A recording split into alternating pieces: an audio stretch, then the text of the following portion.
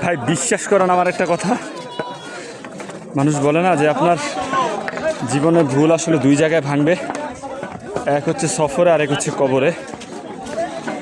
এই কথাটা বলার কারণ হলো আমি এই মুহূর্তে আছি সীতাকুণ্ডে।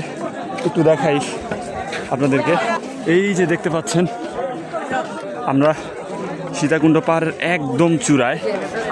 আমাদের এখানে উঠতে মোটামুটি প্রায় 1.5 ঘন্টার মতো সময় লাগছে। আর একটু ভালোভাবে দেখাই, লুক অ্যাট দিস।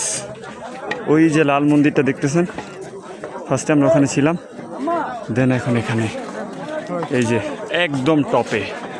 ওকে, আমরা পাহাড় থেকে আসলে সেই জিনিসটাই শিখতে পারি যে গন্তব্য আসলে যতটা কঠিন হবে সাফল্য আসলে ততটাই সুন্দর হবে।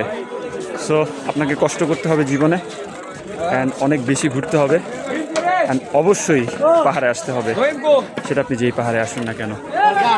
দেখেন জাস্ট ভিউ। আল্লাহ হাফিজ গাইস।